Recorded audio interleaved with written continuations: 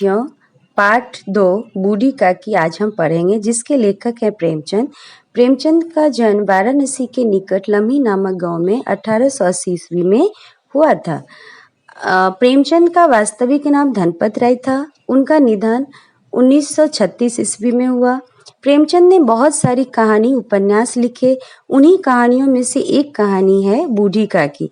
बूढ़ी काकी में प्रेमचंद एक ऐसे दयनीय वृद्धों की अवस्था की ओर हमारा ध्यान खींचते हैं जिन्हें उपेक्षा मिलती है।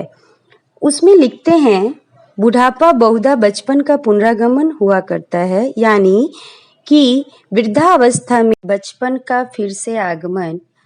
बूढ़ी काकी में जीव के स्वाद के सिवा न और कोई चेष्टा शेष बची थी।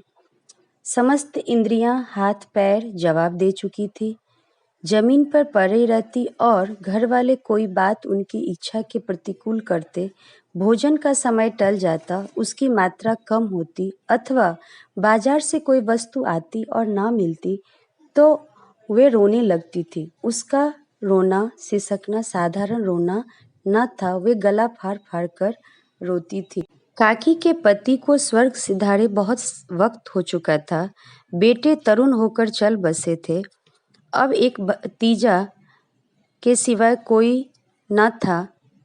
काकी सारी संपत्ति अपने भतीजे बुद्धिराम को लिख देते हैं। उस समय बुद्धिराम लंबे चौड़े वादे करते हैं, पर वो केवल वादा ही शेष रह जाता है। लड़कों का बूढ़ों से स्वाभाविक विद्वेष होता ही है, लेकिन जब माता पिता का बूढ़ों के प्रति दुर्व्यवहार ज्यादा होता है तो बच्चों का और भी बढ़ जाता है।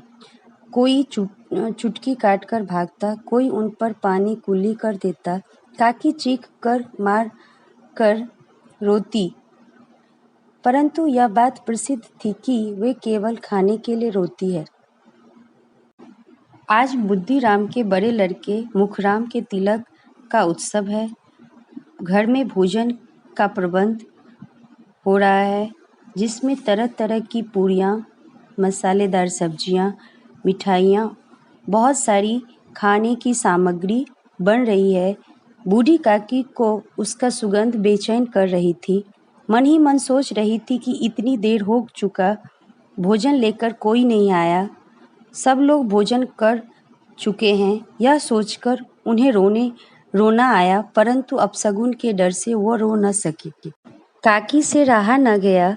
काकी अपनी कोठरी से हाथ के बल रेंगते हुए कड़ा के पास आ पहुंचती है और उसके सुगंध और पूरियों का दृश्य देखकर आनंद ले रही थी। उतने में ही काम से परेशान बुद्धिराम की पत्नी रूपा वहां आती है। कड़ा के पास काकी को देखकर गुस्से से लाल हो जाती है। गुस्से में रूपा ने काकी को खरी खोटी सुनाते हुए बहुत बुरी तरह से डांटती है और झटक कर बोली, ऐसे पेट में आग लगे, पेट है यह भार, कोठरी में बैठते हुए क्या दम घुटता था? अभी मेहमानों ने नहीं खाया, भगवान को भोग नहीं लगा, तब तक धैर्य ना हो सका। काकी को भी अपने किए पे ग्लानि होने लगा और वह चुपचाप कोठरी में चली जाती है। काकी बुलवाने का इंतजार करने लगी और मन ही मन सोचने लगी कि जब खाने के लिए बुलाया जाएगा तब मैं पूरियाँ और मसालेदार सब्जियाँ सामने रहेगा, तब मैं पूरियों के साथ सब्जी और दही के साथ कचौरियाँ खाऊंगी। और इस तरह से मन ही मन वो विचार करती है। थोड़े देर हो जाने के बाद जब नहीं बुलाते तब काकी से रहा नहीं गया। काकी फिर घर के कोठरी के बाहर जाती है। पंडित बुद्धिराम काकी को देखते ही क्रोध से तिलमिला गए। लपककर उन्होंने काकी के दोनों हाथ पकड़े और घसीटते हुए लाकर उन्हें अंधेरी कोठरी में धम से पटक दिया।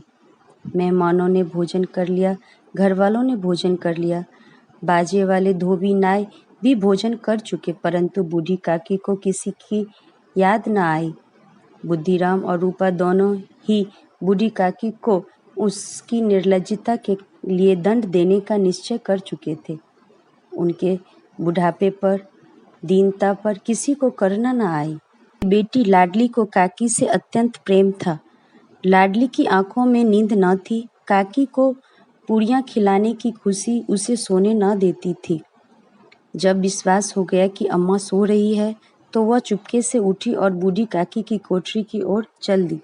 काकी उठो, मैं पूरियां लाई हूँ। काकी ने लाडली की बोली पहचानी, झटपट उठ बैठी, दोनों हाथों से लाडली को टटोला और उसे गोद में बैठा लिया। लाडली ने पूरियां निकाल कर दी। काकी ने पूछा, क्या तुम्हारी अम्मा ने दी है? लाडली ने कहा, नहीं, यह मेरे हिस्से की है। काकी पूरियों पर टूट पड़ी। 5 मिनट में पिटारी खाली हो गई। थोड़ी पूरी से काकी की क्षुधा और इच्छा को और उत्तेजित कर दिया। बोली, नहीं बेटी, जाकर अम्मा से और मांग लाओ। लाडली ने कहा, अम्मा सो गई है, जगाऊंगी तो मारेगी। लेकिन काकी का मन खाने के लिए आतुर हो रहा था। उचित और अनुचित का विचार जाता रहा। फिर काकी ने सोचा और लाडली को कहा कि मैं जहाँ कहती हूँ वहाँ ले चल। उस तरह लाडली काकी को पकड़कर ले जाती है और जूठन के पास काकी बैठ जाती है। जूठे पत्तों पे से काकी पूरियों के टुकड़े चुन चुनकर खाने लगी। यह दृश्य देखते ही रूपा का हृदय सन्न रह गया। रूपा को क्रोध न आया। शोक के सम्मुख क्रोध कहाँ? करुणा और भय से उसकी आंखें भर आई। इस अधर्म के पाप का भागी कौन है? उसने सच्चे हृदय से गगनमंडल की ओर हाथ उठाकर कहा, परमात्मा, मेरे बच्चों पर दया करो। इस अधर्म का दंड मुझे मत दो, नहीं तो मेरा सत्यानाश हो जाएगा। वह सोचने लगी, हाय, मैं कितनी निर्दयी हूँ। जिसकी संपत्ति से मुझे 200 रुपया वार्षिक आय हो रही है, उसकी यह दुर्गति, और मेरे कारण। हे दयावान भगवान, मुझसे बड़ी भारी गलती हुई है, मुझे क्षमा करो। भगवान से प्रार्थना करते हुए रूपा घर जाती है और थाली भर भोजन लेकर काकी को कहते, काकी उठो, भोजन कर लो, मुझसे आज बड़ी भूल हुई है। उसका बुरा न मानना।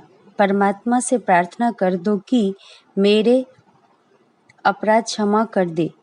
भोले भाले बच्चों की भांति जो मिठाइयाँ पाकर मार और तिरस्कार सब भूल जाता है, बूढ़ी काकी सब भूल कर बैठी हुई खाना खा रही थी।